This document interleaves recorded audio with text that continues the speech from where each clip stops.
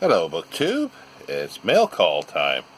Got 3 packages here. I don't think there's anything else coming. The regular mail hasn't come yet, but this was the special sort of mail car, not a van anymore. We'll start out with the smallest one. I don't know what's happened to my knife, the one I used to open this up, so I'll just have to use a paring knife here. It's not very sharp. Should do, yeah, it's not sharp at all. Well,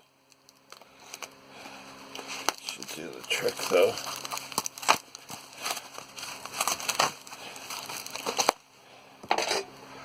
Oh, allergies are quite bad. Paul had a bit of respite yesterday because it rained, but today it's back to normal. Let's see what we've got here. Oh, that's nice. From My Library Walls, A Kaleidoscope of Memories, William Dana Orcutt. Nice jacket. It's a bit darkened on the spine, but this looks quite nice. It's got some growth of some stuff on it. Looks like not sure. It's a bit of white on there, but it doesn't smell too bad. Yeah, it's got a weird sort of smell, but my smell's a bit off.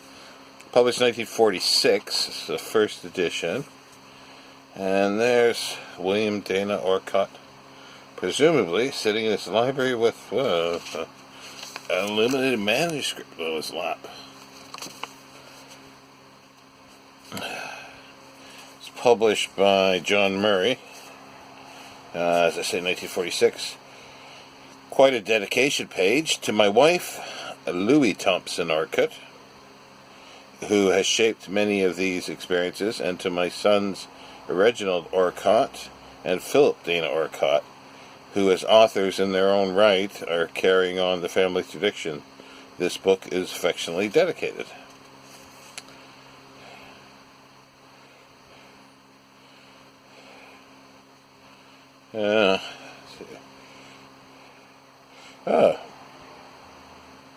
Some of the sketches, as he calls here, appeared in the Christian Science Monitor.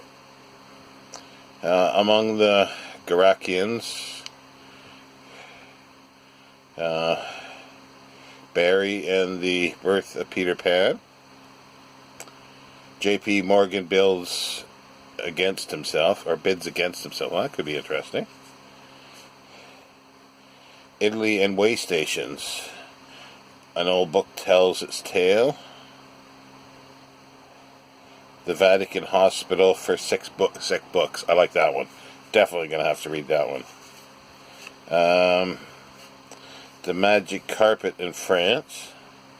Good old, well, these are sort of headings, and then there's, looks like there's sketches or the essays underneath them. Literary Hub of the Universe. Star Spangled Banner. Yeah, I know. I ordered a couple of his books. This seems quite nice. As I say, there's something strange about its growth or dirt on the boards. Oh, I know what the smell is. Somebody's used cleaning fluid of some sort on it. That's what the smell is. And you can see it sort of stained the back cover a little bit. So there might have been some mold or like a silverfish on there. But it looks like it's cleaned up fairly well, so I'll just have to keep an eye on it. Let's see this one here. Let's see if I can get this one open.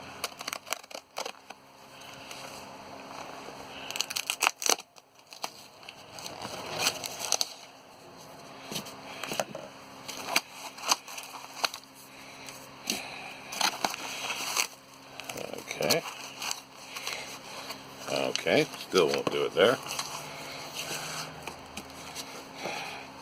They've hermetically sealed this one.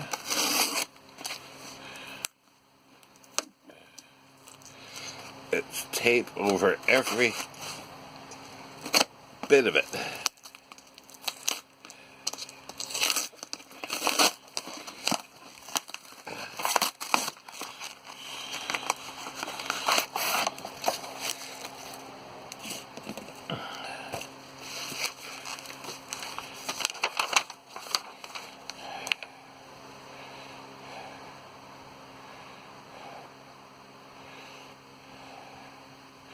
There we go, dear Sean, many thanks for your order, and we hope you find the enclosed book a good read. Kind regards.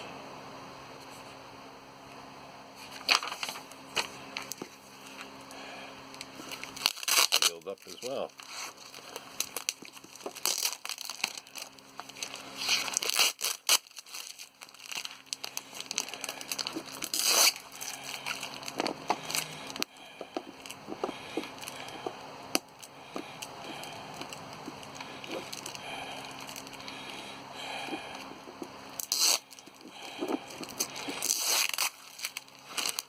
Chart to get into.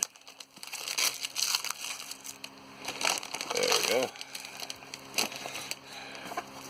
a bit dinged up. Fragments Among Old Volumes by Basil Anderton.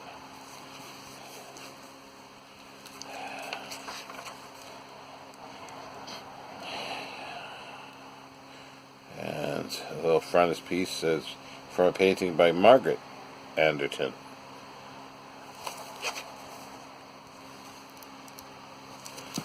And Fragments Among Old Volumes, Essays and Idylls of a Book Lover, by Basil Anderton, B.A., London, Honour, M.A., Dunelm. London, Kegan Paul Trench and Trubner and Company Limited, 1910. Dedication to a few friends, among them those in Armstrong College, Newcastle upon Tyne. It's actually quite nice. Dinged in corners and so forth, but yeah, the boards are showing there at the top, but very minorly. I desire to express my thanks to the editors of the Book Lovers magazine and the Journal of Education for permission to reprint articles contributed to those periodicals. The proprietors of the Book Lovers magazine, moreover, were good enough to give me the blocks used to illustrate the articles published by them. I have to thank Miss L. Clay for permission to use her drawing of the Isle of Ulysses. Lastly, I am grateful to my brother, Mr. H. Orsmond Anderton, and to my friend, Professor J. White Duff, M.A., D.L., Doctor of Literature, for valuable advice on different points. Let's see what they got here. Magalbici, the great Florentine bookman, The Bequest, a manuscript book of wisdom, Fragrance Among Old Books. The Old Bookman's Retreat, 16th Century Dialogues, a book for travelers. Two minor books of emblems in the Isle of Ulysses, fantasy concerning the bookplates of Thomas Bewick. Moore's Juna Vitae, a reading of a picture. Concordio, the story of a poor music master. But the Fragrance Among Old Books could be a good one.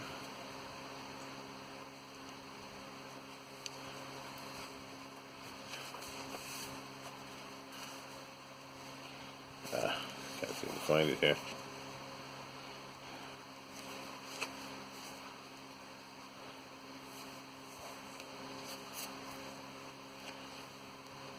Poor Music Master, where is it? I thought it was here. There we go. Yeah, so we'll definitely be doing that one.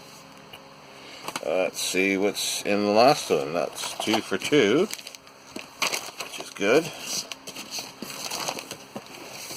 Oh, it's either a couple books in this one, or one bigger one. Let's see.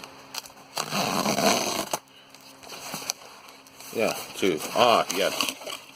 Okay, this completes the autobiography of Osbert Sitwell. I've got 3 of these. Oh, yeah, they do look nice. Or at least this one is.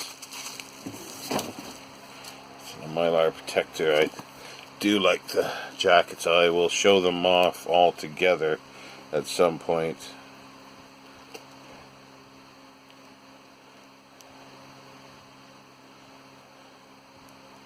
Can't read what that says. There's a card in there. But yeah, that looks nice. Let's take a look at the other one.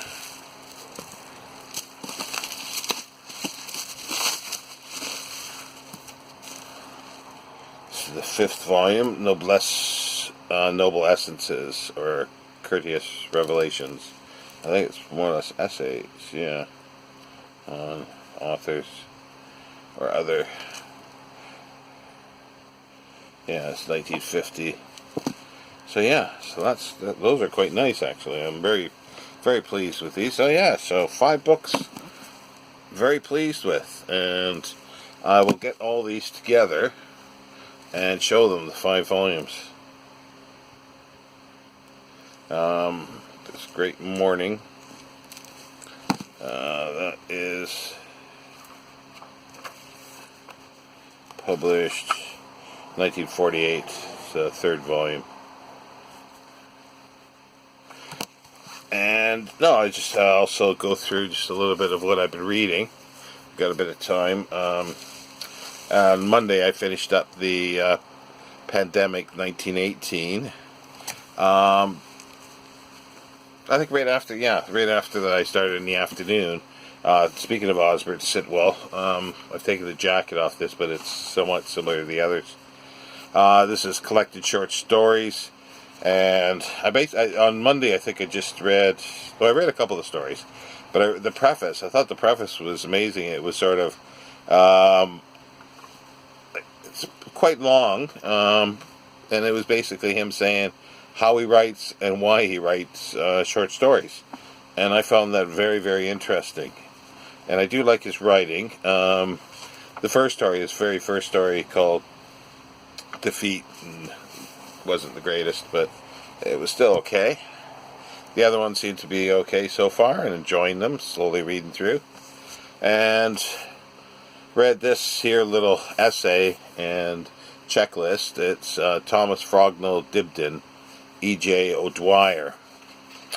It's a slim little volume. It's only 40 pages of text, I think it is. Yeah, 45. Well, in total, it's 45 pages. And it's a Thomas Frognall Dibdin, bibliographer and bibliomanic extraordinaire, 1776 to 1847. Private Libraries Association, and 1967. It says 1,400 copies printed, 500 for sale. Not 100% what they mean by that, but chances are it means 900 went to their subscribers, their membership. That's what I'm assuming. And 500 were sold. And also read this. It's basically a little bibliography of C.P. Snow and just an essay of 40 pages long, which was quite good. I found it quite interesting. Very brief, very, very brief, but a few interesting highlights, and definitely the bibliography in the back with regards to his 2 cultures and debates that went on in magazines. It's something called The Encounter, and there's about 10 issues noted here that when there was debates going on about the his lecture. So yeah, so that I found that very interesting. What else? Oh, just I've been reading more essays, more Edmund Goss sort of jumping around. I'm reading this one, basically cover to cover, more books on the table. It was the first one I got, so I'm reading it through, all the way through. But the others, I've been jumping in, reading essays here and there. And I'm going to start reading a biography of Edmund Goss, A Literary Landscape by Anne Thwaite. Taking the jacket off again. It's a bit rough copy. Yeah, 1849 to 1828, and it looks like he was sort of discredited as well. Like he was sort of the darling of literary London. Knew all the authors. Actually, was consulted by Prime Minister, the government, on literary matters. But he began to get criticism that his criticism wasn't very good. But I enjoy his writing, and the insights seem to be pretty good.